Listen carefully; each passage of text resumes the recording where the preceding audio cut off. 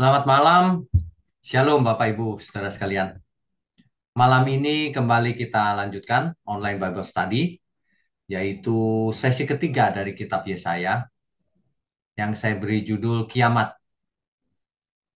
Seringkali kitab Yesaya itu disebut kitab apokaliptik Yesaya di ayat atau pasal tertentu.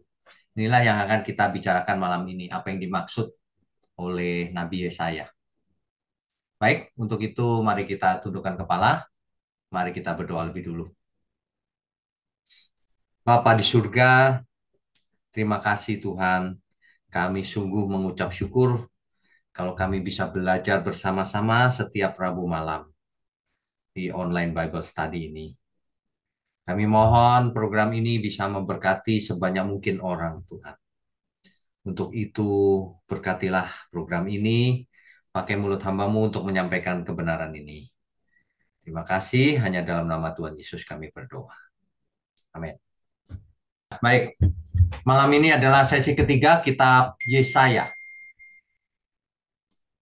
dengan tema kiamat. Kita lanjutkan dulu. Ya, Bapak Ibu Saudara sekalian, di kitab Yesaya pasalnya yang ke-24 sampai pasal 27. Jadi ada berapa pasal? 24, 25, 26, 27. Ada 4 pasal. Ini disebut apokaliptik Yesaya. Artinya tentang kiamat, ya. Kita baca dulu ayat 1, Yesaya pasal 24 ayat 1 dan ayat 18. Di situ dijelaskan bahwa sesungguhnya Tuhan akan menanduskan bumi dan akan menghancurkannya. Akan membalikkan permukaannya dan akan menyerahkan penduduknya. Ayat 18-nya, maka yang lari karena bunyi yang mengejutkan akan jatuh ke dalam pelubang. Dan yang naik dari dalam pelubang akan tertangkap dalam jerat. Sebab tingkap-tingkap di langit akan terbuka dan akan berguncang dasar-dasar bumi. Gitu, saudara. Jadi makanya kalau ini kita artikan secara harafiah, ini mengerikan sekali nih. Bumi hancur dan sebagainya. Ya, bumi hangus bahkan. Nah, untuk itu kita harus tahu bahwa kitab Yesaya di pasal ini itu ditulis dengan gaya bahasa puisi yang penuh dengan lambang. Jadi bukan harafiah, saudara. Inilah tema umum dalam sastra apokaliptik namanya. Apokaliptik itu tentang akhir zaman, ya. Oke, kita lanjutkan dulu. Ya, pasal 24 ayat 5 sampai 6 dikatakan begini. Bumi cemar karena penduduknya, sebab mereka melanggar undang-undang, mengubah ketetapan dan mengingkari perjanjian abadi. Ini tentu saja yang dimaksud adalah melanggar perjanjian dengan Tuhan. Perjanjian yang mana? Perjanjian yang sudah lewat. Apa itu? Satu, di Gunung Sinai, hukum Taurat. Atau bahkan sebelumnya. Hukum apa itu? Perjanjian antara Tuhan dengan Nuh. Ya, jadi ayat 6-nya, sebab itu sumpah serapah akan memakan bumi dan penduduknya akan mendapat hukuman. Sebab itu penduduk bumi akan hangus lenyap dan manusia akan tinggal sedikit. Waduh, saudara, ini mau diartikan harafiah atau figuratif karena bentuknya puisi, tetapi tetap saja bahwa semuanya ini terjadi karena kesalahan manusianya, melanggar undang-undang, melanggar hukum, hukumnya Tuhan, melanggar perjanjian dengan Tuhan, tidak taat kepada Taurat, menyembah berhala, tidak adil terhadap sesama, dan lain sebagainya. Sebab kitab Yesaya ini mengangkat isu soal keadilan juga. Ya, dosa manusianya yang menyebabkan semua ini. Ya, nah itulah sebabnya mereka mendapatkan hukuman. Jadi semua ini berupa hukuman sebenarnya. Ya, oke kita lanjutkan. Ya, akibatnya dari pelanggaran hukum dan sebagainya tadi itu, di Tulis dalam pasal 24 ayat 10 sampai 13. Kota yang kacau riuh sudah hancur. Setiap rumah sudah tertutup, tidak dapat dimasuki. Orang menjerit di jalan-jalan karena tiada anggur. Segala sukacita sudah lenyap. Kegirangan bumi sudah hilang. Yang terdapat dalam kota hanyalah kerusakan, pintu gerbang telah didobrak dan runtuh. Sebab beginilah akan terjadi di atas bumi. Di tengah-tengah bangsa-bangsa, yaitu seperti pada waktu orang menjolok buah zaitun, seperti pada waktu pemetikan susulan, apabila panen buah anggur sudah berakhir. Ini sebenarnya apa yang dimaksud dengan gambaran apokaliptik ini? Kita harus mengerti ini adalah nubuatan yang ditulis dalam bentuk puisi. Ya, apa tapi maksudnya? Sebab kita harus mengerti apa yang kita baca supaya bisa mendapatkan pengertian yang benar atau hikmatnya. Ya, oke. Kita tahu bahwa kerajaan Asyur sudah berkembang 150 tahun sebelum zamannya Yesaya.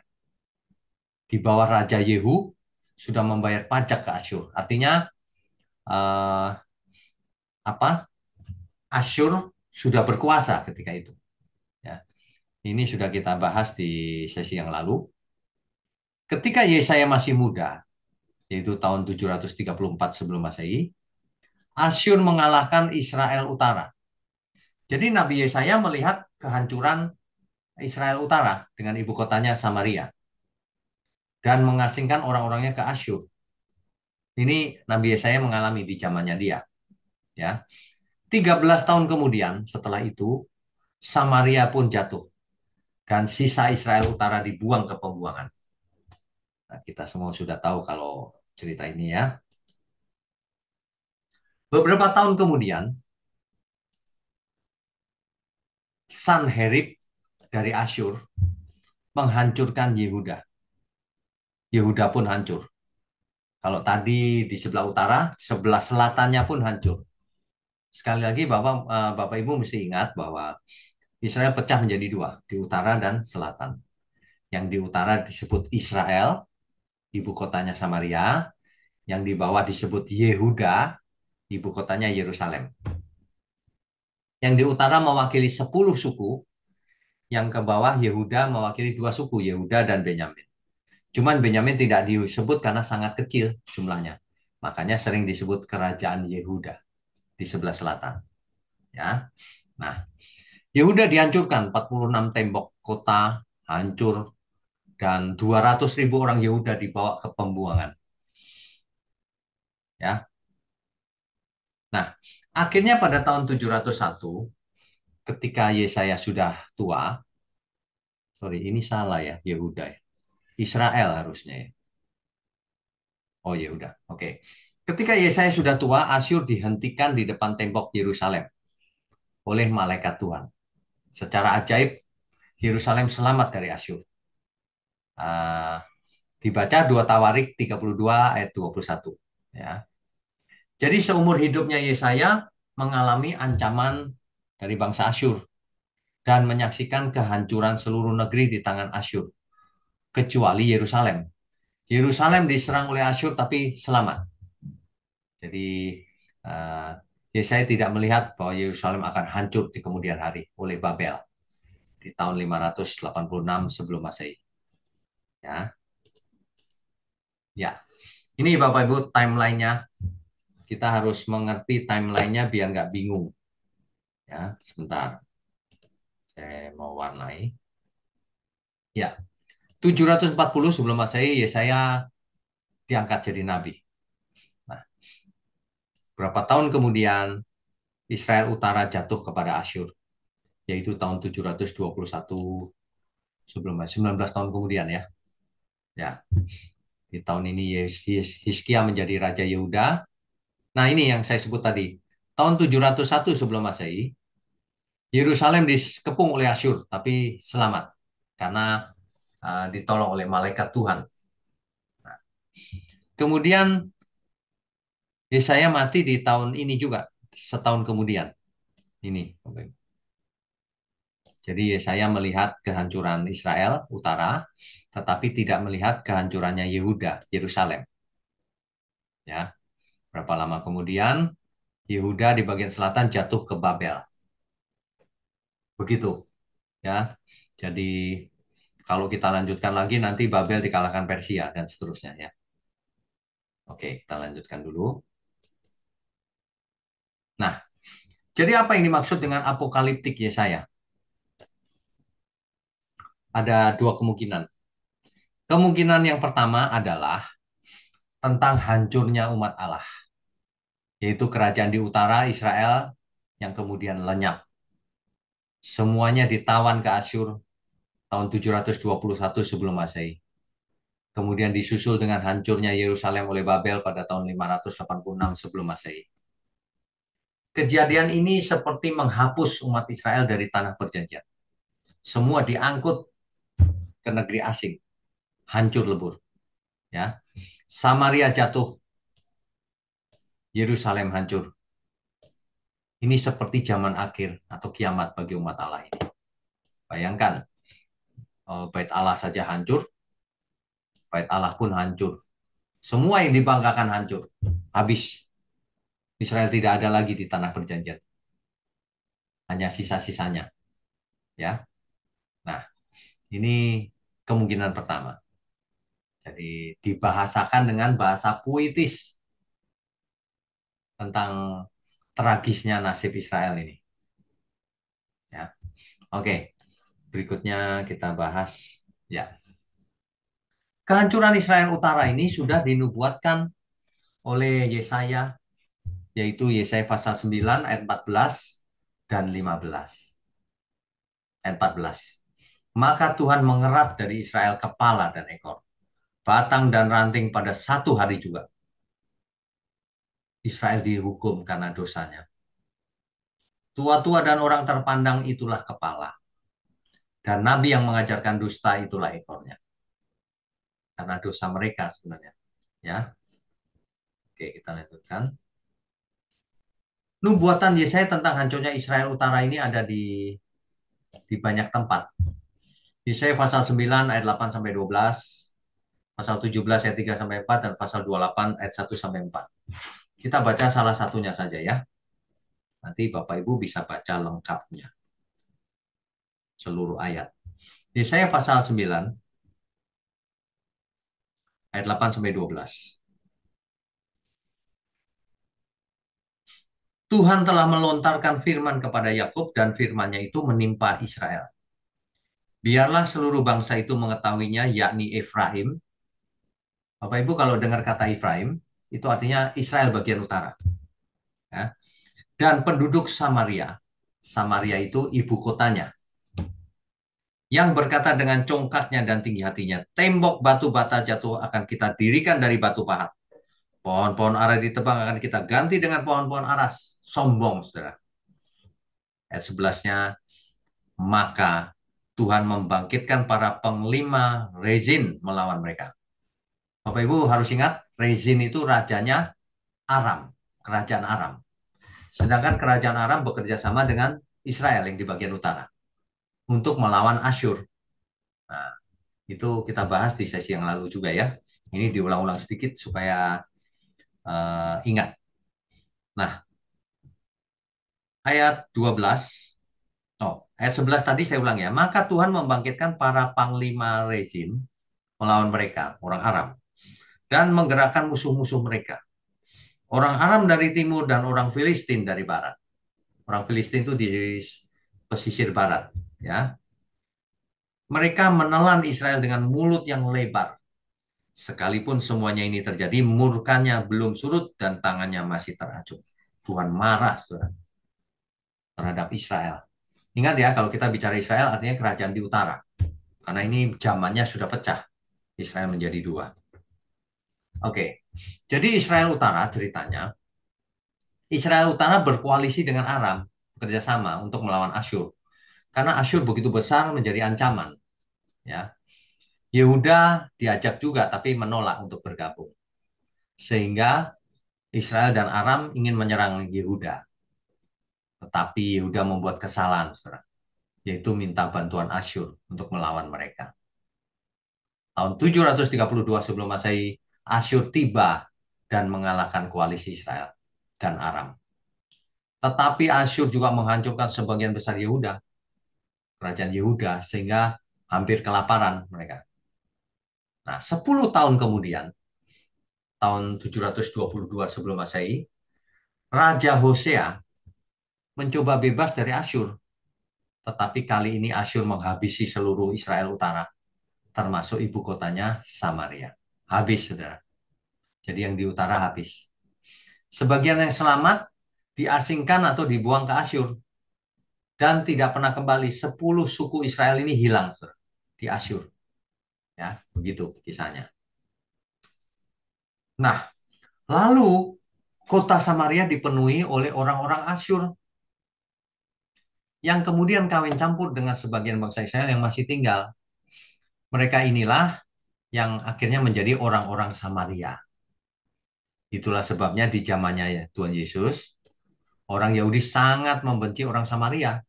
Ini latar belakangnya. Karena orang Samaria itu adalah orang Asyur yang kawin campur dengan orang Israel. Jadi sudah tidak murni, dibenci, dimusuhi sama orang Yahudi. Gitu ya. Sehingga akhirnya orang Samaria nggak boleh ke Yerusalem untuk beribadah. Akhirnya orang Samaria membuat sendiri tempat peribadatan di Gunung Gerizim. Dan Tauratnya nggak mau pakai Taurat yang dipakai oleh orang kerajaan Yehuda, Israel. Kenapa? Karena di situ disebutkan kalau ibadah itu di Yerusalem tempatnya Bait Allah. Sedangkan mereka nggak boleh masuk. Makanya mereka membuat Taurat Samaria. Taurat yang asli dirubah tempatnya. Yerusalem dirubah. Gitu. Isinya masih sama. Ya. Oke, kita lanjutkan. Jadi kita tahu sekarang latar belakangnya kenapa di zamannya Tuhan Yesus orang Israel sangat, orang Yahudi sangat benci terhadap orang Samaria. Dan siapakah orang Samaria itu? Kita sudah tahu sekarang ya. Nah, kemudian tentang kehancuran Yehuda di bagian selatan. Jadi saya menubuatkan itu karena kerajaan Yehuda orang-orangnya berbuat dosa dan tidak setia, ya. Nah, itu salah satu nubuatannya adalah Yesaya pasal 1 ayat 7 sampai 9. Coba ya kita lihat ya. Yesaya pasalnya yang pertama ayat 7 sampai 9. Saya bacakan ya. Negerimu menjadi sunyi, sepi. Kota-kotamu habis terbakar. Di depan matamu orang-orang asing yang memakan hasil dari tanahmu. Sunyi sepi negeri itu. Seolah-olah ditunggal balikan orang asing. Putri Sion tertinggal sendirian seperti pondok di kebun anggur. Seperti gubuk di kebun mentimun dan seperti kota yang terkepung. Kalau kita bicara Sion, kita bicara Yerusalem. Kita bicara kerajaan Yehuda. Ya. Ayat 9. Seandainya Tuhan semesta alam tidak meninggalkan pada kita sedikit orang yang terlepas, kita sudah menjadi seperti Sodom dan sama seperti Gomora. Habis loh, saudara. Kalau Tuhan tidak menyisakan. Ya. Nah, ini adalah nubuatan Nabi Yesaya tentang kehancuran Yehuda. Dan masih ada lagi pasal 3 ayat 8 sampai 9, pasal 5 ayat 5 sampai 6. Nanti dibaca sendiri saja ya. Nah, akhirnya pada tahun 586 sebelum Masehi, Raja Nebukadnezar yang kedua dari Babel mengepung Yerusalem dan berhasil menaklukkannya. Bait Allah yang pertama dihancurkan. Demikian juga Yerusalem habis, saudara. Tembok-temboknya runtuh semua. Kan suatu kota itu kan di zaman itu selalu dikelilingi oleh tembok sebagai pelindung. Habis semuanya, ya. Banyak orang-orang Yahudi yang diasingkan ke Babel, tapi suatu hari nanti akan kembali. Beda dengan yang di utara. Kalau yang di utara, 10 suku itu hilang, tidak pernah kembali lagi. Ya, beda. Oke, kita lanjutkan. Ya, ini saudara. Kalau kita lihat peta, harus tahu letak-letaknya ya, biar biar tidak salah. Ini Mesir ya, Bapak Ibu ya, yang di sebelah kiri ini. Kemudian Yerusalem ini, ya. Sedangkan ini Moab, Galilea di utara, Perhatikan ini. Sebentar, saya pindahkan dulu. Perhatikan ini. Asyur, ini Babel. Ternyata, saudara, Babel itu ada di dekat dari sungai Efrat. Kalau Bapak Ibu ingat Eden, Eden dialiri oleh sungai Efrat ya, salah satunya ya. Nah, Asyur ya begitu. Ternyata dekat dengan sungai Tigris. Nah, begitu. Jadi areanya di situ-situ aja, saudara. Tidak tidak jauh-jauh dari sana, ya. Nah, oke, itu kemudian berikutnya lagi ini. Ini petanya, saudara. Ini Babel, ini Asyur, ini Media, di sini Israel ya. Ini Mesir. Nah, ya, oke. Nah, nanti suatu hari Babel dikalahkan oleh Persia, sehingga kerajaan Media Persia itu luas sekali nanti begini. Kira-kira begitu ya. Oke, kita lanjutkan dulu. Ya, itu yang pertama kemungkinannya, yaitu hancurnya Israel yang utara maupun kerajaan Yehuda habis semua. Itu kemungkinan yang dimaksud kiamat apokaliptik itu bisa juga. Tetapi jika kita teliti, ya, tetapi jika kita teliti ternyata nubuatan ini tidak hanya itu. Nubuatan ini tidak hanya itu. Ini juga nubuatan tentang penghakiman Allah akan hari-hari terakhir nanti. Buktinya apa? Tuhan akan menghakimi bangsa-bangsa. Tuhan akan menghancurkan kuasa maut. Yesaya 25 ayat 8. Akan terjadi kebangkitan dari kubur, hidup kembali. Yesaya pasal 26 ayat 19. Nah, ini kan tidak terjadi di zaman itu. Ini mau diartikan apa? Artinya apa, Saudara? Artinya kalau kita membaca suatu nubuatan, ingat baik-baik. Nubuatan itu bisa digenapi uh, pada zamannya Nabi itu bernubuat atau dekat-dekat di situ, tapi bisa juga digenapinya jauh hari setelah itu, ya. Nah, kalau kita menarik apokaliptik ini sampai zaman akhir akhir dari dunia ini, nah itu sampai di situ ini. Sebab ini tidak bisa diartikan hanya di zamannya Yesaya, kehancuran Israel dan Yehuda. Sebab ada kebangkitan, ada hidup kembali, ada kuasa maut dihancurkan dan sebagainya. Ini bicara soal masa depan yang jauh dari zamannya Yesaya. Kan begitu ya. Nah, makanya eh, kalau kita lari ke perjanjian baru, di kitab Petrus, 2 Petrus, itu dijelaskan 2 Petrus pasal 3 ayat 3 sampai 7. Ya. Ternyata akhir zaman itu lebih jelas lagi di perjanjian baru dibahas. Ini dia. Saya bacakan dari ayat 3 sampai 7 ya. Mereka sengaja tidak mau tahu bahwa oleh firman Allah langit telah ada sejak dahulu dan juga bumi yang berasal dari air dan oleh air, dan bahwa oleh air itu bumi yang dahulu telah binasa dimusnahkan oleh air bah. Perhatikan, bumi yang dahulu telah binasa dimusnahkan oleh air bah. Dulu, yaitu di zamannya Nuh, ya. Oke. Tetapi oleh firman itu juga langit dan bumi yang sekarang terpelihara dari api, perhatikan nih kalimat ini. Terpelihara dari api, dijaga dari api, dan disimpan untuk hari penghakiman dan kebinasaan orang-orang fasik.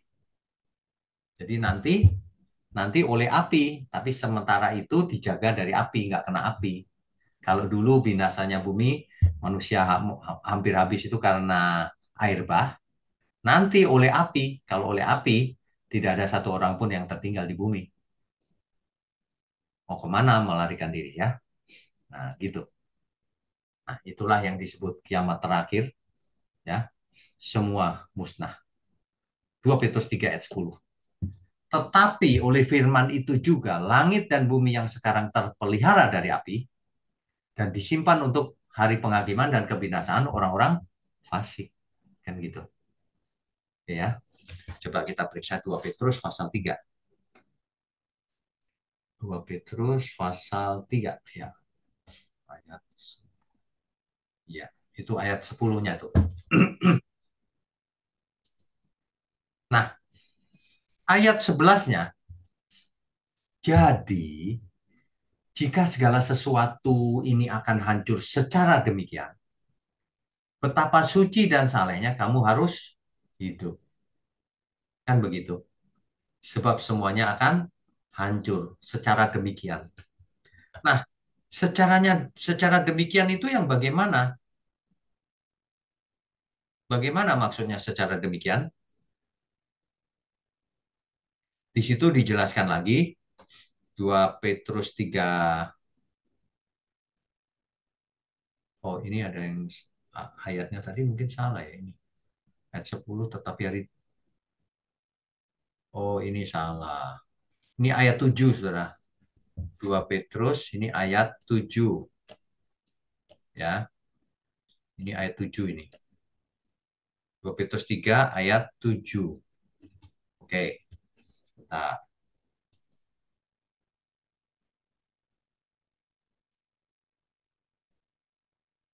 ya, ini ayat 7 betul. Oke, berikutnya di ayat 11. Jadi kalau demikian, betapa suci dan salehnya kita harus hidup. Kan begitu ya. Kalau enggak, langit dan bumi hancur. Nah, tetapi bagaimana yang dimaksud hancur secara demikian itu? Bagaimana? Kita harus melihat konteksnya. Kalau tadi ayat 11, coba dibaca ayat 10-nya. Ayat 10-nya. 2 Petrus 3 ayat 10. Tetapi hari Tuhan akan tiba seperti pencuri. Pada hari itu langit akan lenyap dengan gemuruh yang dahsyat dan unsur-unsur dunia akan hangus dalam nyala api. Dan bumi dan segala yang ada di atasnya akan hilang lenyap. Bapak Ibu kalau baca dari ayat 7 tadi ya, kan sebelumnya juga diceritakan bahwa bumi dulu pernah pernah binasa karena air. Yang sekarang ini dipelihara dari api. Kenapa? Karena nanti yang terjadi pada hari itu, langit akan lenyap dengan gemuruh yang dahsyat dan unsur-unsur dunia akan hangus dalam nyala api. Itu ya, Bapak Ibu ya. Dan bumi dan segala yang ada di atasnya akan hilang lenyap.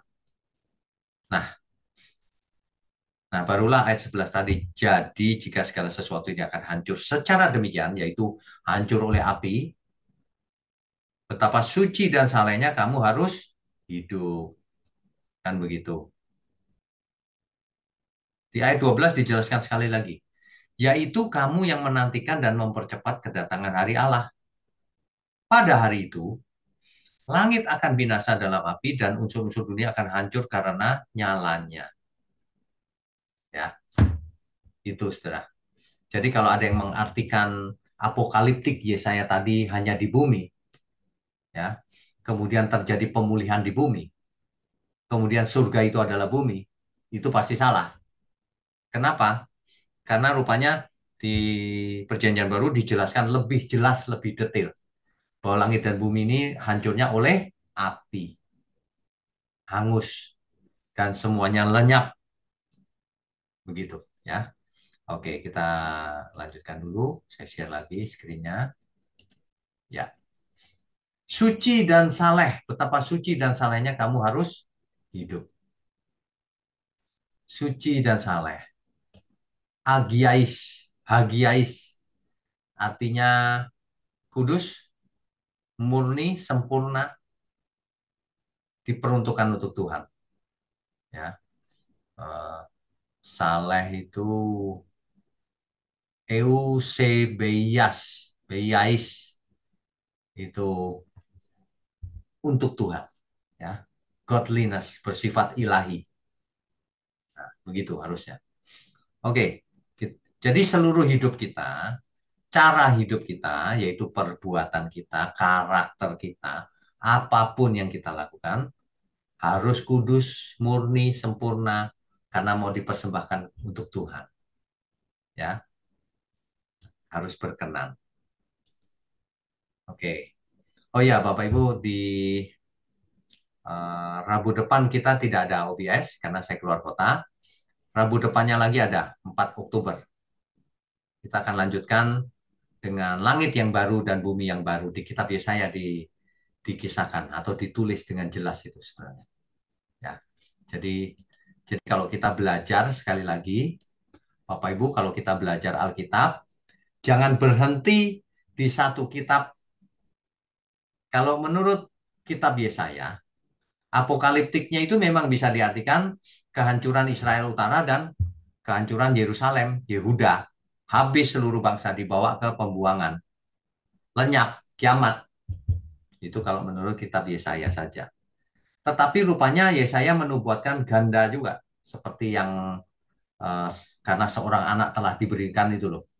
Itu kan bisa berarti anaknya Yesaya di zamannya itu. Karena cocok juga ketika anak itu lahir, gak berapa lama kemudian Aram dan Israel hancur sesuai dengan nubuatan. Tapi bisa juga merujuk kepada Tuhan Yesus. Jadi kadang-kadang nubuatan itu bisa ganda, digenapi pada zamannya dan nanti di masa depan. Sama dengan ini. Apokaliptik ini bisa berarti digenapi pada waktu Nabi Yesaya masih hidup dan setelah Nabi Yesaya mati di dekat-dekat situ, yaitu kehancuran Yehuda, atau nanti akhir zaman beneran bahwa semuanya akan hancur. Ya, jadi kalau baca Alkitab harus begitu, baru bisa mengerti. Kalau enggak nanti bingung. Ya, jadi nggak perlu debat. Itu sebenarnya kehancuran Yerusalem atau kehancuran bumi secara keseluruhan ya Pak. Untuk apa debat dua-duanya? Begitu. Ya, oke. Sekali lagi, ini kitab Yesaya ini akan ada beberapa sesi lagi karena sangat menarik dan ingat ya Bapak Ibu, ketika Nabi Yesaya hidup di Israel bukan hanya nabinya bukan cuma Yesaya, ada banyak. Seringkali orang baca Alkitab itu salahnya begini loh. Kitab raja-raja gitu ya.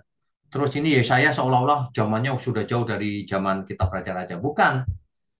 Kitab Yesaya ini lahir apa melayani di zaman raja-raja juga. Jadi nanti suatu hari kita timelinenya kita gambar deh biar jelas ya. Oke, saya rasa itu untuk malam ini. Jadi apokaliptik atau kiamatnya yang disebut Yesaya itu bisa dua kemungkinannya. Dan bisa dua-duanya. Yang pertama, hancurnya Israel Utara dan hancurnya kerajaan Yehuda. Israel hilang dari peta dunia. Kiamat habis seluruh bangsa dibawa ke pembuangan. Tapi yang kedua bisa juga berarti langit dan bumi akan hancur. Karena di perjanjian baru dijelaskan akan hal itu. Begitu. Jadi saya dipakai Tuhan untuk menubuatkan tentang apokaliptik. Baik di zamannya maupun di akhir zaman. Oke, kita lanjutkan dengan diskusi dan tanya jawab. Ibu Lon ini silakan. Sebentar. Ya, silakan di-unmute. Begini Pak, mau nanya. Ya, Maksudnya tadi bilang jelasin, maksudnya betapa salehnya kita hidup. Maksudnya di zaman ini atau di zaman yang sebelumnya, yang sesudahnya atau sebelumnya gitu maksudnya. maksudnya kita semua, Bu. Karena langit dan bumi ini akan hancur nanti oleh nyala api. Betapa suci Hmm. dan salehnya kita semua harus hidup. Kita. Kita Sekarang di zaman sekarang maksudnya ya, ya. ya, berlaku sejak zaman sekarang, sejak hari itu, Petrus sampai sekarang. Kalau kita harus betapa salehnya zaman sekarang sulit begini, bagaimana kita harus nyatasinya Pak? Kita harus mengerti apa yang dimaksud suci dan saleh. Suci dan saleh itu adalah kita memiliki pikiran dan perasaan yang bersih, tidak berdosa, tidak mendukakan Tuhan, tetapi hidup menyenangkan Tuhan. Kalau kita eh, nggak sadar gitu gimana Pak? Kalau kita tanpa Oke. sengaja kita Kalau nggak tahu. kita tidak sengaja buat salah, minta ampun diampuni. Oh Tapi kalau gitu. kita sengaja merencanakan kejahatan dan tidak mau bertobat lagi, itu binasa, Bu. Oh gitu. Ya udah Pak, makasih Pak, Nah, Tuhan berkati. oke, Tuhan berkati. Jawabannya. Ya. Jadi jangan sampai kita itu jahat secara sengaja, merencanakan kejahatan. Wah, itu tidak boleh tuh. Oh Kalau ya. nggak sengaja ya namanya masih belajar, masih Hmm. wajar gitu. Ya, makasih Pak, Tuhan Baik, berkati. Tuhan Thank berkati. you. Ibu Meme, silakan. Shalom Kak Weno, selamat malam. Shalom. Ya, Malam. terima kasih atas kebenaran yang Bapak sampaikan malam ini ya Pak. Ya, Saya mau ada dua pertanyaan boleh ya Pak? boleh. Iya, kan nubuat Alkitab ini kan Pak meramalkan masa depan dan Ya, juga menjelaskan akibat baik dan buruk peristiwa-peristiwa yang akan bakalan terjadi ya Pak ya. ya, betul. Saya mau tanya yang pertama, bagaimana Pak kita dapat yakin bahwa nubuat Alkitab dapat memprediksi masa depan secara tepat? Oke. Yang kedua, Yang kedua, apa yang harus kita lakukan atau bagaimana kita menyikapi nubuat akhir zaman ini ya Pak ya? Terima kasih Pak. oke. Oke, yang pertama dulu ya. Pak. Bagaimana kita bisa tahu bahwa nubuatan itu akurat? Oke. Yang pertama, nubuatan yang sudah lalu, contohnya tentang juru selamat, semuanya akurat ditepati oleh Tuhan Yesus. Nanti di sesi keberapa kita mungkin bisa bahas sedikit lagi tentang nubuatan itu tepat sekali itu apa yang dialami Tuhan Yesus. Nah, kalau Alkitab ternyata menubuatkan semuanya tepat, kita bisa yakin bahwa ke depan pun akan tepat. Gitu. Jelas nggak maksudnya, Bu Meme? Oke. Yang kedua ya, jadi bagaimana kita meresponi hal ini? Itu tadi, bahwa karena langit dan bumi ini akan hancur oleh nyala api, maka betapa suci dan salehnya kita harus hidup. Mulai sekarang kita jangan pernah buat dosa lagi. Hidup suci, saleh. Yang dibahasakan dalam kitab Roma pasal 12 ayat 1 dan 2. Ya, itu mantap tuh. Jadi persembahkanlah tubuhmu yang hidup. Yang bagaimana? Yang kudus dan yang berkenan. Kan gitu ya.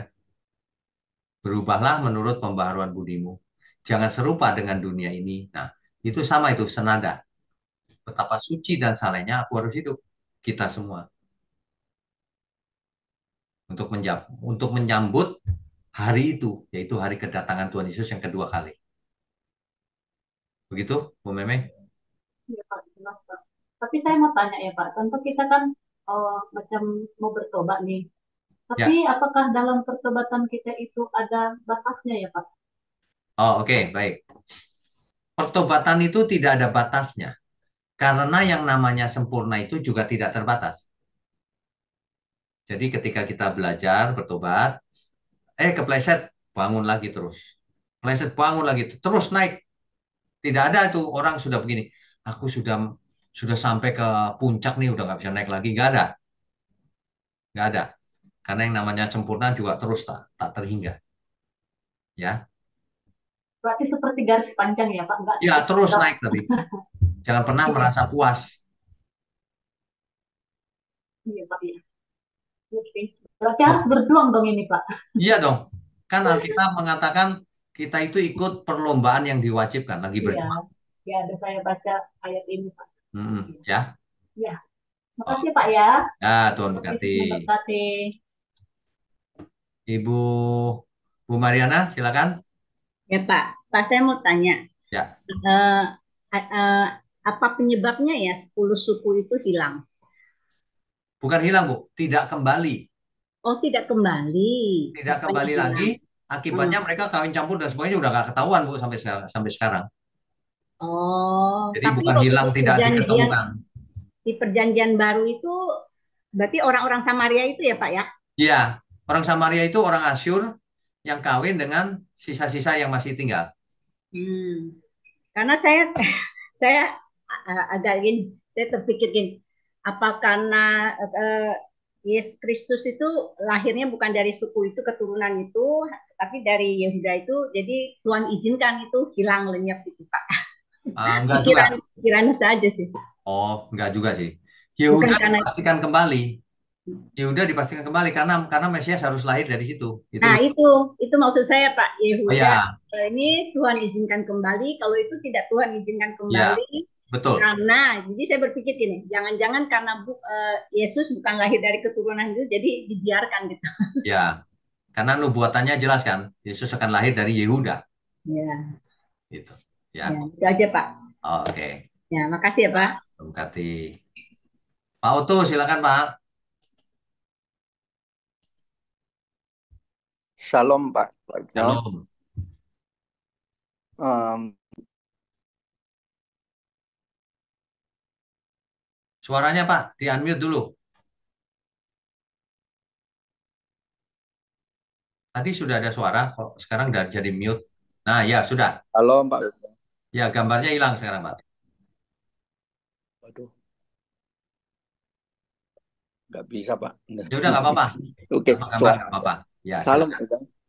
Saya mau tanya, bangsa Israel yang dulu yang tegar tengkuk, apa sama dengan bangsa Israel yang saat sekarang ini masih tegar tengkuk Pak? Eh, kalau berdasarkan catatan, yang kembali itu kan suku Yehuda Pak. Jadi Iya. yang ada di Israel itu suku Yehuda dan Lewi tentu ada. Suku Yehuda, Lewi, dan mungkin sedikit Benyamin ya. Nah, tapi yang sekarang ini kan ada yang kawin campur juga, Pak. Ada orang Yahudi yang kulitnya hitam sekali karena kawin campur dengan Ethiopia. Ada yang kawin campur dengan bangsa-bangsa itu. Itu macam-macam, Pak, sekarang.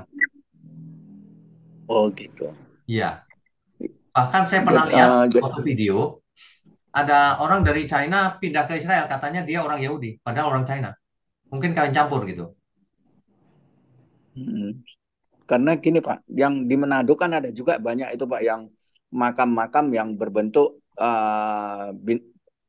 apa ini bintang Daud itu Pak yang segi 6 Ya. itu, bahkan mereka tuh masih berdarah Israel Pak atau punya keyakinan Yudaisme Pak.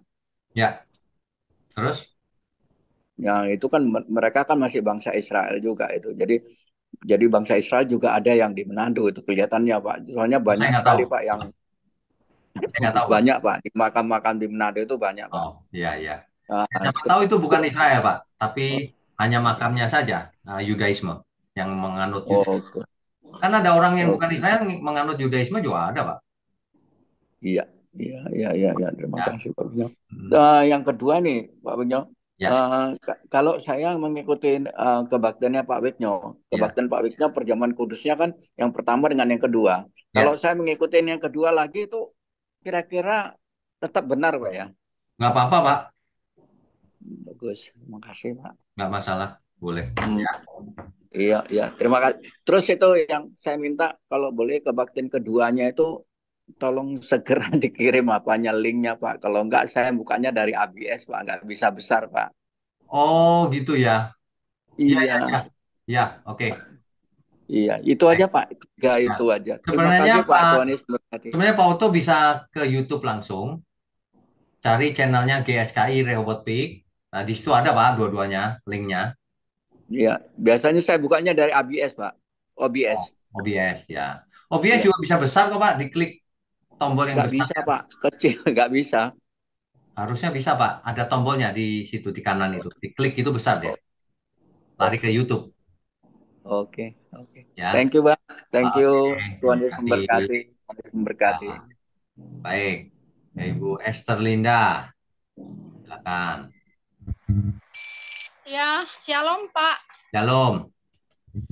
Ya, tadi saya ngikutin itu dulu Pak, yang kedua. Karena saya merasa dikuatkan dengan khotbah yang kemarin itu loh Pak. Oh, iya, iya. Karena benar sih Pak, kayak tadi yang Bapak bacain itu tadi, Yesaya ya Pak ya. Kayak Ya. Yesaya itu. Kenapa ya Pak? Udah jelas-jelas waktu Nuh itu memberitakan akan adanya air, tapi orang nggak takut ya Pak. Ya. Sekarang nggak ada yang takut Pak, nggak ada yang percaya kalau nanti akan jadi lautan api. Dulu kan jadi lautan air, ya Pak ya. Ya. Nah di sini saya mau sharing aja Pak. Saya bersyukur adanya OBS Pak, walaupun kadang-kadang saya nggak tampil di sini, tapi saya mendengar. Kadang kalau saya kurang saya putar. Nah yang membuat sayanya gini loh Pak. Saya hanya kesaksian sedikit ya Pak. Ya, Waktu itu saya ulang tahun, pulang dari gereja Pak Wikyo, saya datang ke tempat rumah kakak saya di Tangerang. ya, Kakak saya ini udah Kristen Pak, tapi saya merasa gini loh, saya bingung. Terus kakak saya itu nyanyi-nyanyi lagu dangdutan, terus pakai organ tunggal Pak.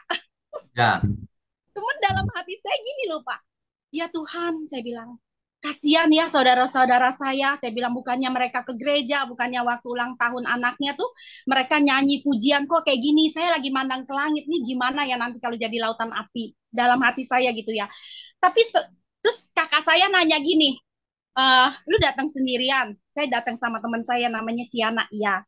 Terus dia bilang nggak ada teman cowok. Enggak ah, saya bilang males, saya bilang gitu. Kenapa? Ogah, saya bilang. Kenapa? Ah, susah lah pikirannya, saya bilang nggak nyambung. Cici saya bilang gini, lu aneh. Lu dari antara saudara, lu yang aneh. Makanya lu kalau mau cari lelaki yang bertobat, lu carinya deket rumah sakit yang udah mau mati, katanya gitu loh. ya, ya, Jadi saya biarin aja, Bu. apa ya Pak, akhir-akhir ini saya merasa, saya seperti yang Bapak bilang itu, jangan pasif, harus memberitakan Injil. Nah, saya kemanapun saya pergi, kalau memang ada peluang di situ, saya memberitakan karena saya anggap ini adalah prospek buat diri saya dipakai sama Tuhan gitu. Cuman Pak, orang-orang selalu menganggap saya, kamu tuh aneh. Kita juga udah Kristen, Esther. Kita juga punya Tuhan, kita percaya, tapi udah cukup. Kita enggak, udah ke minggu ke gereja, udah selesai. Kita hanya begitu, tapi dalam hati saya gini, Tuhan, mereka nggak tahu sebenarnya yang saya pelajarin dari OBS ini, dari khotbah Pak Wikyo, hidup kita dituntut harus benar dari sekarang. Nah, saya minta tipnya Pak. Bagaimana, apakah saya harus seperti mereka dulu ngikutin atau memang benar-benar saya harus ultimatum? Nggak bisa gitu. Kalau kita hidup nggak sungguh-sungguh, kita nggak akan bisa jadi orang yang Tuhan mau gitu. Pilihan gimana Pak itu Pak? Oke, baik. Ini pertanyaannya sangat bagus. Dan ini berlaku untuk semua kita. Bagaimana kita menyampaikan kebenaran kepada orang lain? Yang pertama, kita tidak boleh, cara penyampaiannya harus pas. Jadi nggak bisa begini, kamu salah gitu. Oh, nggak bisa begitu. Itu orang malah lihat kita aneh. Nggak boleh, nggak boleh. Kita harus seolah-olah kita biasa saja. Nanti setelah akrab ya, komunikasi lancar, baru kita bagi-bagikan. Dengerin ini nih, bagus nih. Atau ini loh, coba sebagai masukan.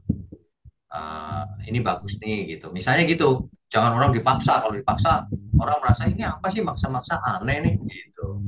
Kita harus seperti Alkitab kata, kita harus cerdik tetapi tulus. Cerdik seperti ulat tapi tulus seperti merpati. Nah, jadi caranya nggak bisa dirumuskan, tapi ketika kita menghadapi si A, ya kita harus bisa nyambung dengan si A. Dengan B, nyambung si B. Jangan gini, kalau sama si A yang pendiam banget, kita banyak banget ngomong, wah dia terganggu dia. Tenang aja gitu, kayak pelan, tapi nanti akhirnya nyampe juga. Harusnya begitu. Ya memang nggak gampang. Kalau orangnya nolak ya nggak apa-apa. Yang penting kita sudah kerjakan bagian kita kan gitu. Saya mau nanya sama Bapak, karena apa di doktrinnya dari awal? Karena kan boleh dibilang kan jarang sekali ada seorang hamba Tuhan kayak Bapak dan PR Ratus mengatakan keselamatan itu adalah perjuangan kita. Kan nggak ada. Jadi saya udah lihat di sekeliling saya, bahkan saudara saya, saudara kandung saya, teman saya, menganggap ya gue sih udah percaya sama Yesus, udah ya mau apain lagi gitu. Dia selamat, tapi mereka nggak mau berbagi kayak saya berbagi gitu. Maksudnya saya suka katakan mereka gini loh Pak, kamu tahu gak, saya tuh kalau mau tidur aja sengantuk apapun, saya berlutut, saya berdoa sama Tuhan. Saya mohon lu Tuhan, kira-kira saya ada salah apa ya hari ini sepanjang hari. Saya inget-inget nih, saya telepon sama siapa, WA sama siapa, saya bicara sama siapa, saya takut ada salah nih Tuhan. Saya sampai bilang gitu. Karena apa? Karena saya mau berusaha di mata Tuhan, kalau saya nggak bangun lagi, saya udah bener gitu. Sampai saya introspeksi diri loh Pak. Tapi Ya, kadang-kadang orang mikirnya gini, ya kita sih ke gereja aja Esther, tapi kita biasa aja, mau jalan ya jalan, kita mau happy happy, nggak kepikiran. Nah itu yang membuat saya kadang-kadang merasa Tuhan, saya akan lebih giat lagi, saya akan belajar lagi. Karena saya tahu dengan perlakuan saya kali ya Pak, ini saya lagi coba dengan perbuatan saya sama mereka, dengan ya perbuatan apa sih, oke yuk kita pergi, saya ikutin, kita mau makan, oke. Jadi kalau perlu pun, uh, bukannya saya banyak duit. Ya udah kalau mau makan nggak apa-apa, saya aja yang bayar. Jadi saya pengen buktikan sama dia loh bahwa saya tuh punya cinta kasih. Segalanya apapun yang ada di dalam diri saya itu saya nggak pernah takut gitu. Selama saya hidup saya benar. Nah, Ya, kalau saya pakai gitu bagaimana Pak? ya, memang harus begitu lewat perbuatan nyata dan komunikasinya yang pas sehingga nyambung. Nah, itu yang penting. Nah, komunikasi yang pas inilah yang kita mesti belajar. Kadang-kadang kita maksa-maksa malah orang menjauh, nggak takut dia. Nah, tenang aja kita pelan masuk itu nanti pas. Kita mesti seperti Rasul Paulus tuh, bisa menyesuaikan diri dengan apapun, tapi tidak kompromi. Gitu, Belinda. Ya, Oh, mesti belajar terus. saya dikompromi gini Pak. Dia bilang gini, kamu terlalu fanatik, Kester. Kita mau ajak kamu karaoke. Saya bilang saya bukan nggak mau karaoke, saya nggak bisa nyanyi. Ya kamu duduk aja, kita mau pergi, ayo kita jalan gitu. Saya bilang saya nggak mau, kenapa ya? Karena dalam diri saya juga nggak ada damai sejahtera Pak kalau saya untuk pergi ke tempat itu. Padahal saya mau masuk ke lingkungan mereka yang Bapak bilang ya. Ya, kalau kalau nggak cocok ya memang nggak usah pergi, sudah benar. Tapi dalam kasus lain kan ada masa dia ke karaoke tiap hari kan enggak. Nah, dalam kasus ngobrol-ngobrol ya boleh, makan-makan ya oke, sambil ngobrol. Bagaimana caranya kita bisa masuk gitu, membagi sesuatu ke mereka. Itu aja. Kalau caranya nggak pas, nggak masuk. Ya, Tapi ya. tetap ya Pak, Tuhan menyuruh saya atau Bapak saya belajar dari Bapak, kita punya mulut itu yang seperti Bapak bilang ya jangan pasif, jangan diam ya, gitu ya Jangan maksudnya. diam, ya. Tapi harus pas juga gitu, ya. Udah, makasih Pak. Oke, Saya Tuhan berkati. kasih Tuhan berkati. Pak Pak Payaman, silakan Pak.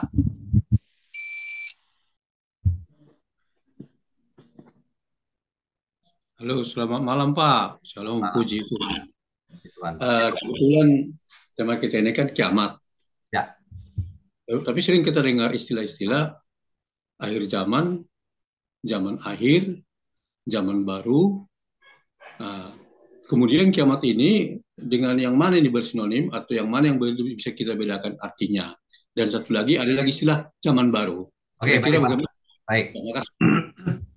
Saya sengaja pilih kata kiamat itu adalah istilah umum saja, Pak. Kalau di Alkitab kan nggak ada cerita kiamat, ya. Kalau dalam bahasa Inggris, doomsday. Nah, itu pun artinya bisa sesuai konteks, tidak harus begini begitu. Nah, kalau Alkitab yang biasa kita pakai, akhir zaman atau zaman akhir. Zaman akhir itu ya zaman kita ini. Sejak Tuhan Yesus mati di kayu salib sampai nanti kedatangan yang kedua itu zaman akhir namanya. Nah, atau akhir zaman. Setelah akhir zaman, zaman akhir ini berakhir, bumi ini berakhir, itulah masuk ke zaman yang baru. Zaman yang baru itu ada di langit baru, bumi baru, di surga. Nah, seringkali orang salah mengerti bahwa akhir zaman itu kedatangan Tuhan Yesus. Bukan. Akhir zaman itu zaman sekarang ini. Sejak Yesus mati di kayu salib sampai nanti datang kedua kali. Kalau kedatangannya Tuhan Yesus yang kedua kali itu ya istilahnya parousia kalau dalam bahasa teknisnya. Jadi bukan akhir zaman ya sekarang ini. Gitu. Begitu Pak Yaman. Jadi kedatangan Yesus yang kedua kali itu apakah ada lagi istilah yang bersinonim Ada dalam zaman parousia. Paru. Iya, bahasa Indonesianya Pak itu kan Bahasa Indonesianya nggak ada Pak. Bahasa Indonesia ya kedatangan yang kedua gitu aja. oh, gitu aja Pak. Oh ya Ya. Pak. Satu lagi Pak ya. Ya. Nah, jadi kalau nanti sudah kiamat ini, tadi kan selalu Bapak katakan akan hancur bumi dan langit. Ya. Apakah juga pengertian ini, langit ini bisa juga ke bawah berarti seluruh sistem jagat raya ini hancur. Jadi termasuk planet-planet lain yang ada di sistem jagat raya ini. Demikiankah begitu Pak? Oke, baik. Kalau langit dan bumi akan hancur, ini sudah nggak jelas Pak batasnya. Batasnya nggak jelas. Menurut saya ya, pengertian saya, nggak mungkin cuma bumi gitu aja Pak. Ya, luas apinya. Cuma seluas apa kita tidak tahu. Gitu aja. Apakah semua seluruh jagat raya atau bagaimana kita tidak tahu. Karena kita tidak sampai juga ke ujungnya jagat raya, terlalu luas Pak. Tapi yang jelas, tidak ada seorang pun bisa melarikan diri. Mau pakai pesawat apapun nggak bisa. Ya Pak, jadi saya memang membayangkan kalau itu sudah terjadi Pak, ya kan. Nah, jadi eh, sedangkan bumi ini aja hancur sudah, nggak bisa kita bayangkan, apalagi lagi misalnya menyusul dengan planet-planet lain. Betul. Sementara jagat raya ini kan tidak terbatas Pak kan. Betul. Nah, kemudian kan ada juga barangkali istilah atau istilah di fisika kimia hukum kekekalan massa. Ya. Jadi artinya massa itu kan tetap. Nah, jadi salah satu sebenarnya planet ini tidak ada, maka sistem gravitasi antar planet ini juga akan terganggu kan begitu Pak. Jadi saya kadang-kadang Ngerti Pak. Jadi gini Pak, bumi Jakarta ini saking luasnya, solar system kita itu lebih kecil dari debu seolah-olah. Jadi kalau itu oh, hilang pun nggak mengganggu keseimbangan keseluruhan Pak. Karena saking luasnya kan, gitu. ya Bu. Ya, Oh, gitu Pak. ya. Cuma kita tidak tahu persis sih, api itu sebesar apa. Bisa diabaikan Pak ya, Ya, ya benar. planet lain gitulah kira-kira. Ya, Pak. Ya. Makasih banyak Pak, selamat malam Pak. Selamat malam, Tuhan berkati. Pak Mulyono, silakan Pak. Malam Pak Miknya. Malam. Pak, Loh, eh, kemana? Kok hilang gambarnya? halo, halo, Ada ya? sudah Pak. Sudah ya? Oke, silakan Pak. Iya Pak. Saya mau tanya, ada 2 pertanyaan sih Pak. Yang pertama itu soal Yesaya itu kan bernubuat Ya, yang akan datang. Kalau nubuatan gitu kan akan datang kan Pak. betul. Terus kita tahu itu benar adalah setelah digenapin kan Pak. Betul. Terjadi ini. Betul. Nah, di akhir zaman ini kan banyak Pak hamba-hamba Tuhan tanda petik itu yang merasa bernubuat kan gitu Pak. Ya. Saya itu juga pernah dipanggil gitu Pak sama salah satu hamba Tuhan, terus dinubuatin, dia ngomong gini ini. Nah, terus kita tahu nubuatan itu benar dari Tuhan atau enggak gimana Pak ya? Oke, baik. Yang dimaksud nubuatan Pak, itu ada hubungan dengan jalur keselamatan. Kalau ada orang yang bernubuat gini, Bapak akan dapat jodoh nih tahun depan, itu bukan nubuatan Pak. Itu lu buat-buat. Nubuatan itu bukan tentang jodoh, bukan tentang apa. Nubuatan itu tentang pekerjaan Tuhan ini loh, sampai ke akhir zaman ini bagaimana ini gitu. Yang kedua, kalau yang dikatakan itu tidak terjadi, itu pembohong besar itu namanya. Pakai nama Tuhan. Itu pasti binasa orang kalau nggak bertobat. Berani mengatakan apa bernubuat, tapi padahal dia buat-buat sendiri.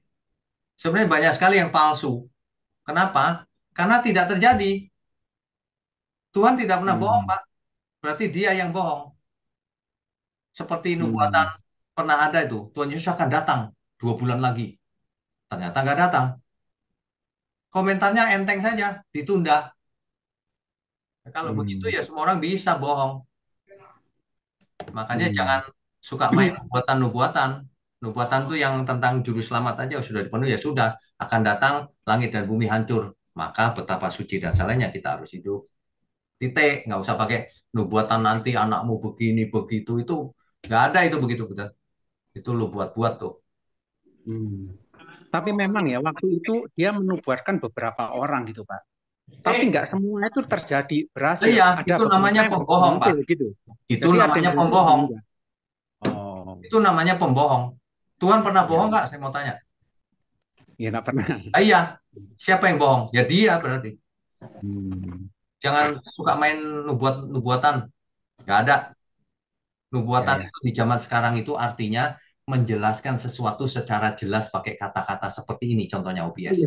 Ini nubuatan dalam konteks perjanjian baru. Lebih baik kau menggunakan kata-kata 5 kata yang bisa dimengerti daripada ribuan bahasa roh. Oleh sebab itu kejarlah bernubuat, bukan bahasa roh. Bukan berarti harus anti bahasa roh, tidak. Orang dikasih anugerah bahasa roh, ya silakan. Tapi jangan pura-pura berbahasa roh. Itu lain lagi. Seperti pura-pura nubuatan tuh, waduh, itu benar-benar nggak takut Tuhan itu orang-orang. Kayak Terus pertanyaan kedua Pak. Saya juga pernah dipanggil beberapa orang gitu ya. terus diajari cara bernubuat, Pak. Jadi kalau ada di pikiran apa, ngomong aja gitu, Pak. Itu gimana, Pak? Wah, itu bahaya, Pak. Iya, iya. Itu bahaya, Pak. Itu lama-lama liar, Pak. Saya lagi mikirin Hmm, siapa, oh nubuatan terusan. Wah, bukan. Itu hasil pikiran sendiri, Pak. Jangan diikuti. hmm, Itu liar itu nanti. gitu ya, Pak. Kita tidak Jadi boleh betul itu. pakai pikiran sendiri. Kita harus peka kehendak Tuhan. Itu. Hmm. Jangan udah Jadi doa, dia bilang salah kalau, berbuat. kalau ada di pikiran apa, waktu doa ngomong aja gitu ngomongnya. Itu nubuatan katanya gitu. Oh, bukan. Nubuatan itu cirinya akan terjadi di masa depan. Hmm. Kalau tidak Iya. terjadi, Bapak tahu nggak yang dinamakan nabi palsu itu apa? Kalau ia bernubuat tapi tidak terjadi, itu nabi Hmm. palsu. Dan ia Hmm. harus dihukum mati di zaman perjanjian lama. Hmm. Nah, jadi kok sekarang banyak orang nubuat tapi nggak terjadi, hahihi terus dia. Ya udah, tunggu aja Tuhan yang turun tangan. Hmm. Tapi yang sulit kan taunya saat itu kan, Pak. Bukan Nggak yang usah Pak, nggak usah pakai sulit-sulitan. Ada orang Heeh. bernubuat hari ini lupakan aja dia. Dia itu Oh. siapa kalau penubuat? Mau apa yang mau dinubuatkan? Hmm. Keselamatan sudah jelas, Mesias sudah datang dan akan datang lagi. Apa yang mau dinubuatkan? Tentang jodoh, tentang rumah, tentang bisnis. Itu bukan nubuatan. Jadi ujungnya tentang keselamatan ya, Pak ya? Ya, Nantinya ya. Oke. di Ya. yang lama tentang jodoh pun itu tentang keselamatan ujungnya, bukan tentang keinginan kita, apalagi Hmm. pikiran kita. Ya, Ya. Ya, oke itu aja Pak Wingnya. oke. Makasih banyak, Pak. Ya, Tuhan berkati. Berikutnya siapa yang belum ya? Oh, sudah nggak ada? Masih ada nggak? Yang masih ada. Pak Tony, silakan. Selamat malam, Pendeta Wigno. Selamat malam, Pak. Bapak di kota mana? Pak Wigno, saya sekarang di Surabaya, tapi lagi di Kota Batu, Malang ini, Oh, Pak. enak, Pak. Adem. Iya, Pak. Di Surabaya panasnya kayak neraka, Pak. Oh, belum, Pak. Neraka lebih panas Iya. lagi. Iya, jadi kalau nggak pakai AC 1 PK minta ampun, Pak. Kalau di sini malah kedinginan, Pak. Iya. Silakan, Pak. Mau tanya apa?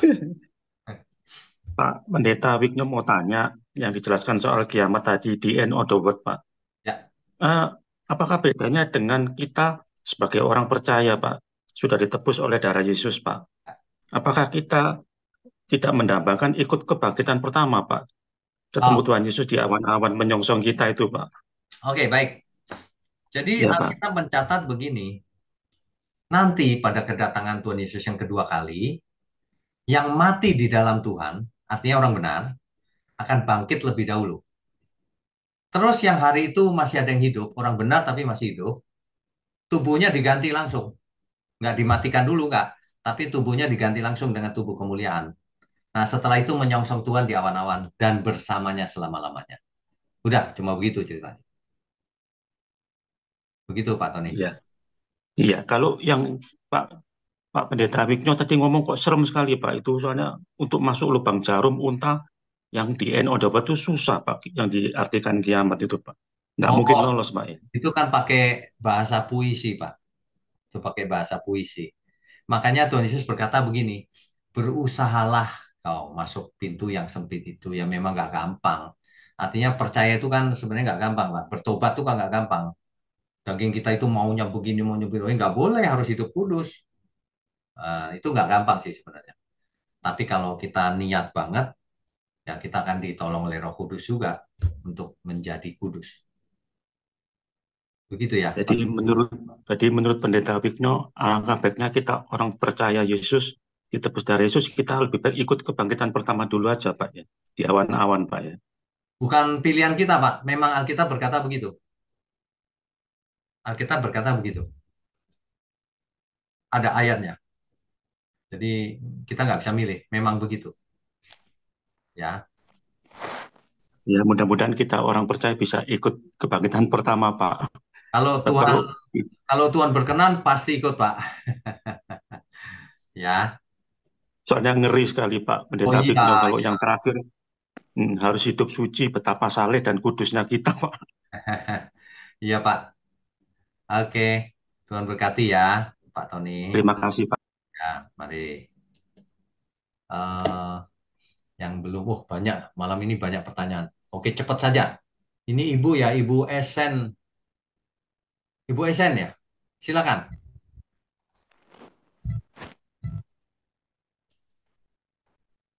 Silakan Bu.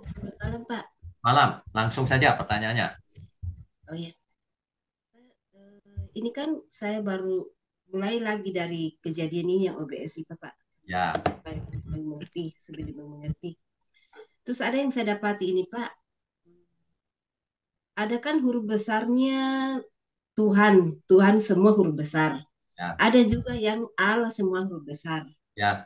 Iya, itu saya sudah mengerti bahwa kalau yang Tuhan itu kan menuju ke Bapa. Ya. Ya, huruf besar itu semua. Kalau Allah itu Pak sama. Kalau Sama. hurufnya huruf besar semua. Sama, yang huruf besar semua itu menunjuk kepada YHWH, Bu. Ya. Nah, itu Bapak itu. Ya. Sama dengan Tuhan kalau huruf Ya, besar Tuhan semua. huruf besar semua, ya. Iya. Oh ya. Begitu Pak. Terus Itu yang aja, kedua, Bu. Oh, yang kedua.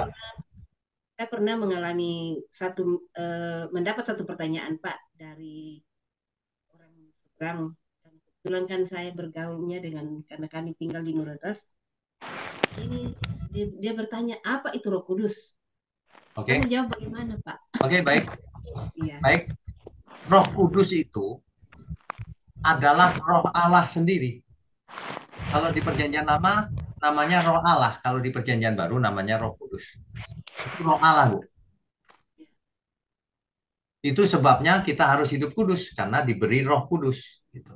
Iya. Saya mengerti itu cuma penjelasannya kepada teman saya itu bagaimana caranya itu Pak. Ya teman harus belajar juga. Sebab kalau orang nggak ngerti sama sekali ya kita pakai bahasa-bahasa apapun sulit mengerti. Iya, cuma jawaban saya waktu itu Pak begini.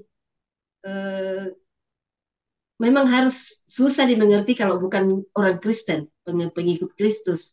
Ya, tapi minimal Ibu bisa berkata gini, itu Roh Allah yang ditaruh dalam diri kita. Gitu. Jangan terlalu rumit, pengertiannya gitu aja. Iya, iya Pak, begitu. Ya. Saya Oke, Ibu. Ibu di kota mana?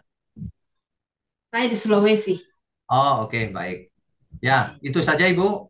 Iya, Pak. Oke, Tuhan berkati. Selamat malam, shalom. Selamat malam, shalom. Berikutnya Pak Johnson, silakan Pak.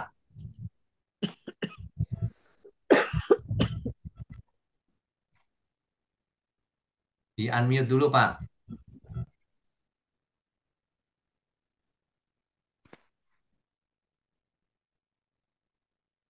Ya, sudah. Oh. Ya. Ya. Makasih Pak Witno. Ya, silakan Pak. Belajar dari hal kiamat ya. Ya. Di penjelasan Bapak tadi di 2 Petrus 3 kita harus hidup suci dan saleh ya. Dan dari kitab 2 Timotius juga dikatakan pada akhir zaman akan semakin sukar gitu ya Pak ya. Ya, keadaan semakin sulit. Keadaan semakin sulit. Dan masa akhir zaman kedatangan Tuhan Yesus kedua kali Bapa sendiri yang tahu gitu ya Pak ya. Oh.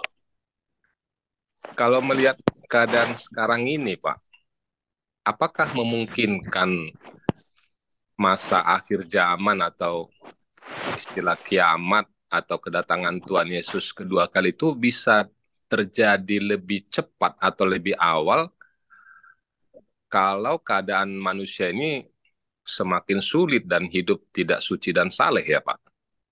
Ya, baik. Di Alkitab berkata begini, kamu yang mempercepat kedatangan Allah.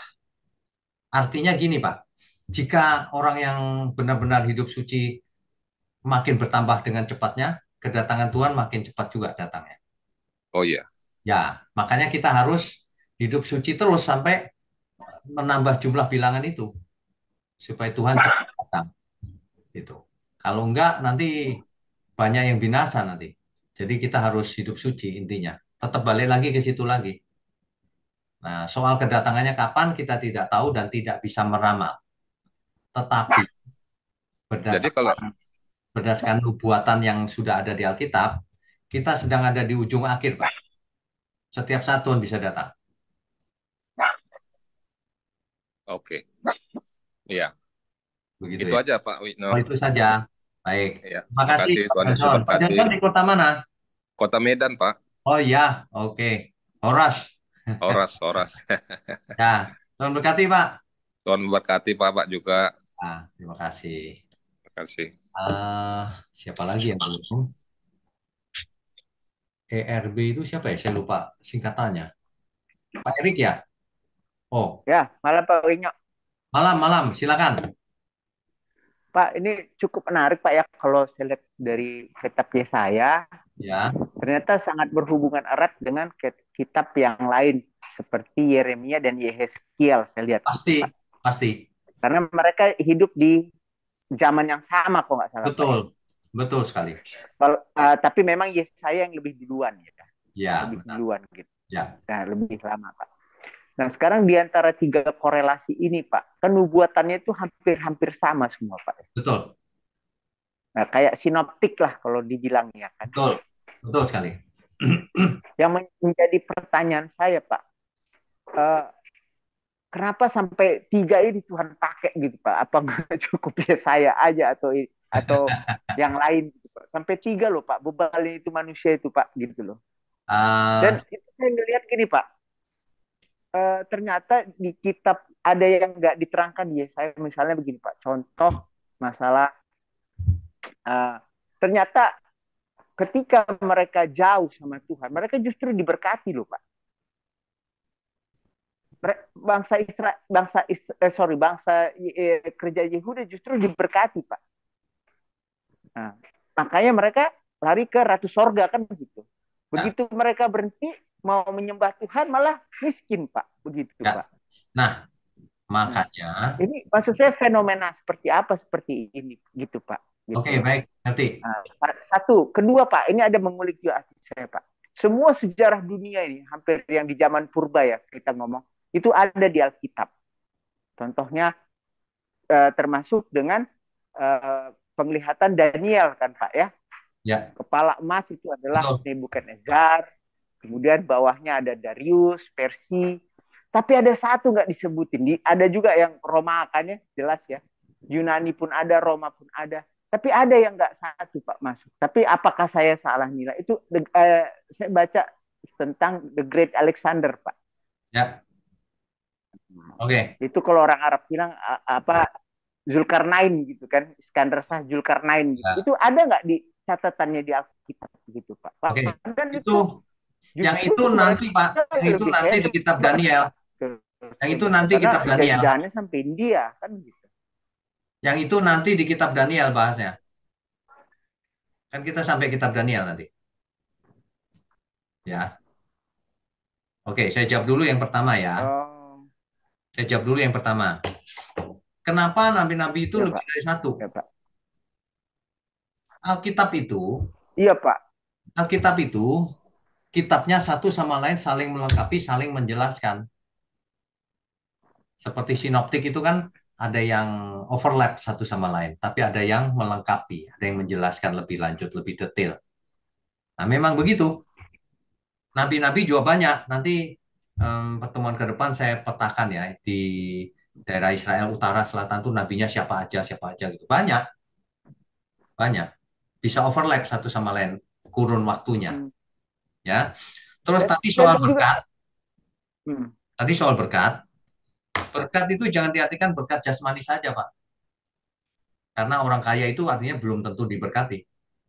Berkat itu kalau orang dekat Tuhan, itu berkat, meskipun tidak kaya.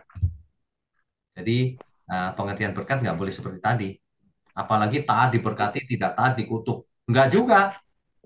Taat semakin diuji, bisa juga, nggak apa-apa.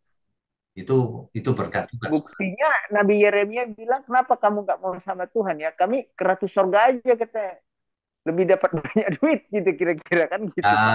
Mereka mikirnya berkat itu matre, bukan keselamatan. Kalau gitu ya lain. Kan kita gini Pak, ada yang mengulik hati saya juga Pak.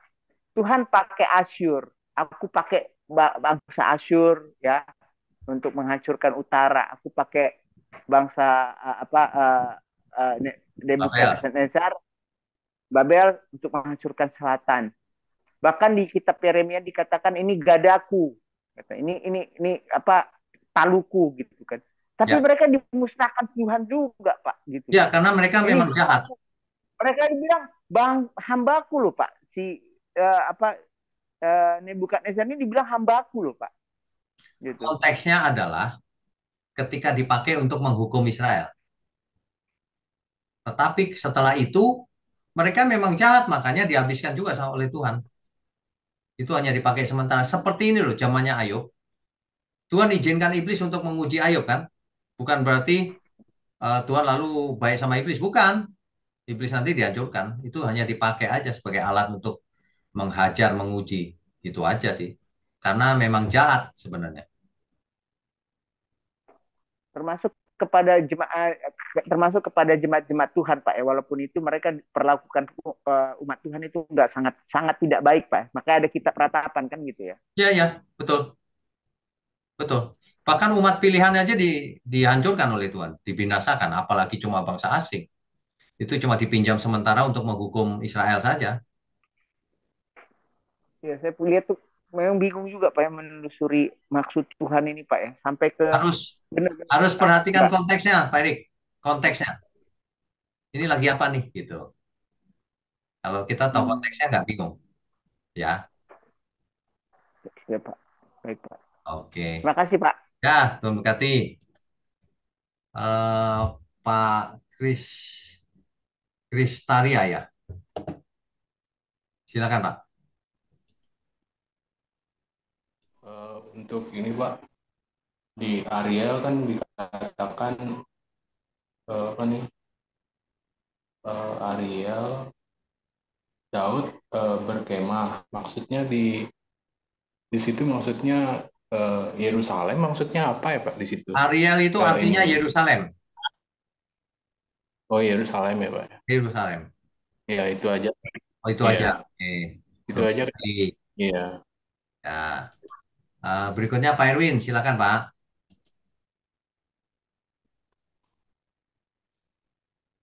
Makasih Pak, selamat malam. Selamat malam. Shalom. Ya, shalom. Ya Pak, kalau topik hari ini Pak, saya pernah dengar penjelasan Bapak atau khotbah di LB3 Pak. Ya. Mungkin di situ sangat jelas tentang nubuatan akhir zaman ini bagaimana. Ya. Eh, Itu topik nanti Pak, berikutnya. LB3. Tapi ada khotbah Bapak di sesi khusus itu tentang Oh iya, langit iya, baru ada dan juga, bumi baru. ada juga. Ya. Itu sudah saya dengar juga Pak. Ya, ya. Dan ya syukurnya udah saya tulis Pak di sini Pak. Waduh, luar biasa ya. Iya, jadi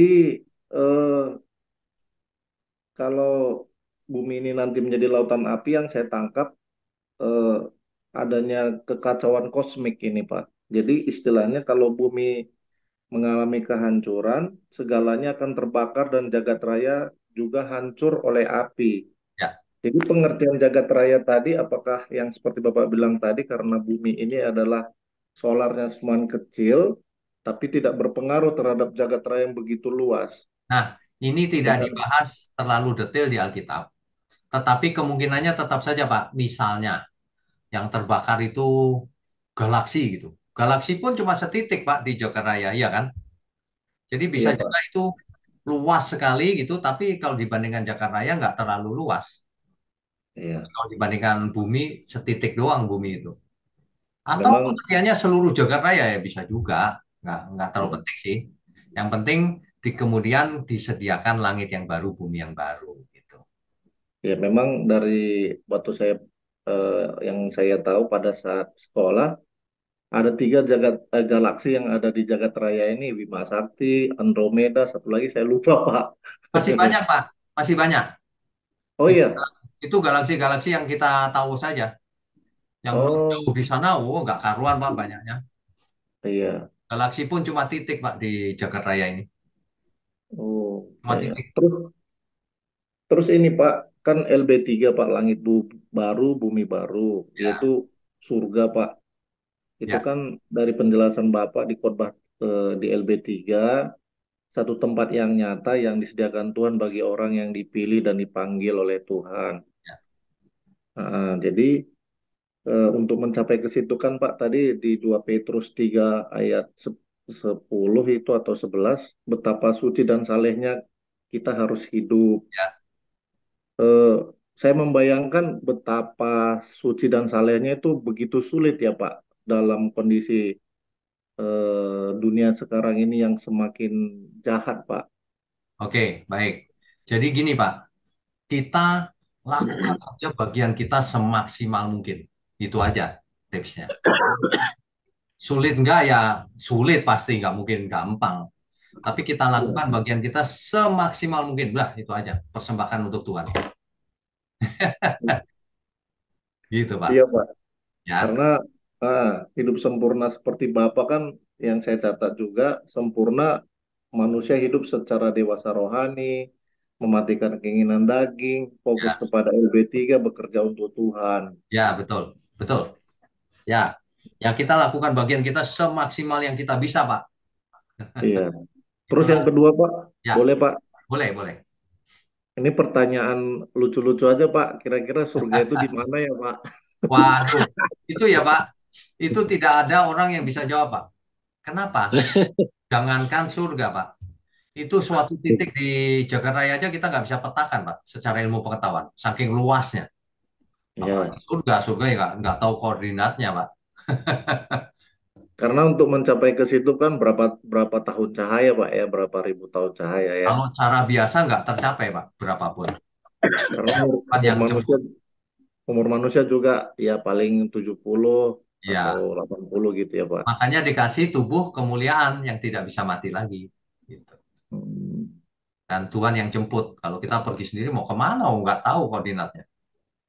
iya.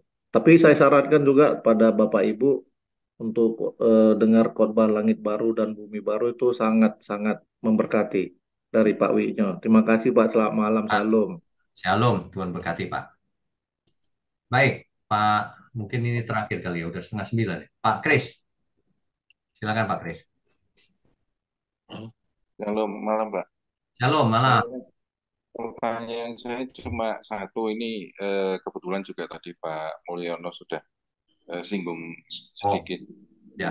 Perbedaan antara ini Alkitab bahasa Inggris soalnya Ibrani dan Yunaninya kan juga kadang agak rancu. Ya. Itu Pak antara prophecy dengan oracle, Pak. Oh, oke. Itu kan soalnya kadang-kadang hamba Tuhan yang tadi katanya bernubuat itu modus-modusnya mirip-mirip yang itu oracle itu maksudnya itu Pak. Cuma dari aspek teologinya yang Pak Wigno pelajari, soalnya kan di King James Version itu kan di apa raja-raja, terus di Tawarikh, di Mazmur disebut sekali itu oracle, terus di Kisah Para Rasul juga ada kata itu oracle. Saya kadang-kadang agak rancu karena perbedaannya dengan nubuat ini agak tipis, Pak. Cuma kalau saya lihat oracle itu kebanyakan adalah menanggapi suatu doa atau pertanyaan yang diajukan ke Tuhan. Itu lebih ke arah itu kalau oracle kalau saya lihat di Alkitab. Tapi mungkin saya perlu Pak Wignya untuk bantu jelaskan supaya saya paham. Itu aja Pak. Oke, Makasih. baik. Kalau profesi jelas, yang menyampaikan adalah seorang profet, nabi maksudnya. Dan itu pasti terjadi. Kalau tidak terjadi, berarti nabi palsu. Nah, kalau yang oracle ini, saya nggak tahu, nanti saya cek teks aslinya dulu ya. Tapi sepintas oracle ini adalah suatu imam atau seseorang yang berfungsi sebagai media untuk menyampaikan suatu pesan dari, kalau definisi umum dari dewanya. Saya nggak tahu kalau dari Tuhan boleh nggak pakai kata oracle. Kalau dari Tuhan biasanya pakai kata profesi. Kalau di King James sabda dari Tuhan disampaikan lewat kayak yang di Perjanjian Lama pelihat itu oracle Pak sebagian Pak. Oh, pelihat. Oke, mengerti. Jadi agak rancu sebetulnya ini antara nubuatan, tapi kebanyakan kalau saya lihat triggernya oracle itu diawali biasanya oleh pertanyaan atau permintaan menanggapi itu Pak. Jadi Kalau agak tanya ke nubuatan pelihat. Pak, kalau nubuatan bukan kita yang minta, Tuhan yang memerintahkan agar seorang nabi menyampaikan rencana Tuhan, itu nubuatan. Iya. Kalau pelihat ini kelihatannya orang bertanya kepada pelihat, lalu pelihat ini mendapatkan suatu penglihatan atau bagaimana prosesnya gitu. Nah itu mungkin yang disebut oracle. Iya, soalnya kan itu kan di agama pagan di filsafat Yunani itu kan sering sekali Pak itu maksudnya oracle kayak gitulah. Cuma kok di gereja juga kayak jadi budaya juga sampai hari ini, terutama di gereja karismatik itu Pak yang masih banyak sampai hari ini. Ya, yang jadi masalah itu begini loh, nggak cocok tapi terus praktek. Iya. Nah itu jadi masalah. Itu namanya sakit jiwa.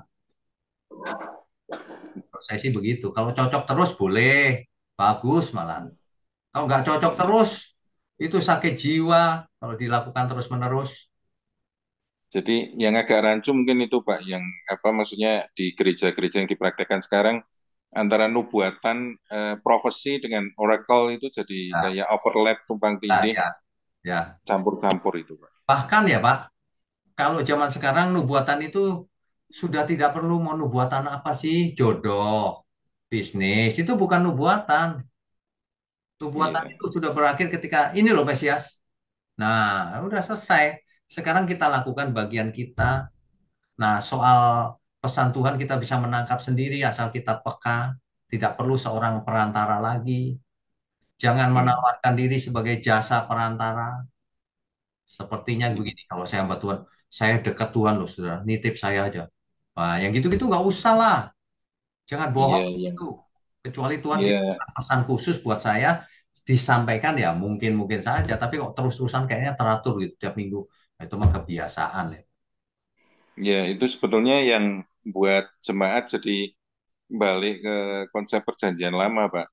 Jadi Roh Kudusnya diabaikan, malah kayak harus lewat medium, lewat lihat gitu kayak. Tidak pernah akan dewasa kalau begitu jemaatnya. Ya, terus nanti ada muncul ayatnya, jangan pernah datang ke Nabi dengan tangan kosong, gitu, Pak. Kalau itu mah modus, Pak.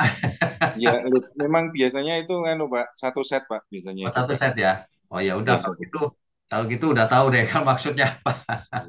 Iya. Oke, Pak Kris. Ya, Pak, itu aja, Pak. Tanya saya. Terima kasih, Tuhan. Nah, ini maaf ya, Bapak Ibu ya. Ini sudah 8:30 lewat lagi. Waktunya sudah habis. Nanti disimpan saja pertanyaannya untuk. Oh ya, Rabu depan kita kosong. Rabu depannya lagi kita lanjutkan dengan topik langit baru, bumi baru. Mari kita tundukkan kepala. Mari kita berdoa. Bapa di surga, terima kasih untuk malam yang sangat memberkati ini. Ada banyak kesaksian, juga banyak tanya jawab, diskusi yang sangat memberkati kami semua. Terima kasih. Mohon berkati tangan-tangan yang mendukung pekerjaanmu ini, juga semua kami Tuhan. Biarlah kami boleh hidup sehat, umur panjang, juga hikmat marifat turun atas kami semua. Di dalam nama Tuhan Yesus kami berdoa dan mengucap syukur. Amin. Saudara sekalian, bicara soal kebenaran, setiap orang merasa benar. Makanya semua kecap dinomor satukan. Ada orang yang mengatakan saya paling benar, ini paling benar, itu paling benar. Mana sebenarnya yang paling benar? Oleh sebab itu, hadiri seminar 7 natur kebenaran dan aplikasinya. Seminar ini wajib dihadiri oleh para teolog, apologet, pengkhotbah, bahkan oleh para jemaat sendiri. Agar kita bisa membedakan manakah yang benar, manakah yang salah. Inilah alat uji kebenaran yang sangat objektif dan alkitabiah. Pastikan saudara ikut dan ajak seluruh saudara dan sahabat-sahabat. Bapak-bapak dan ibu-ibu yang terkasih dimanapun berada, yuk kita belajar pelajaran Alkitab bersama secara online setiap hari Rabu jam 7 malam bersama pendeta Bapak Wignio Tanto secara online, bisa melalui Zoom. Tetapi kita harus mendaftarkan dulu ke nomor berikut ini. Selamat bergabung dan Tuhan Yesus memberkati.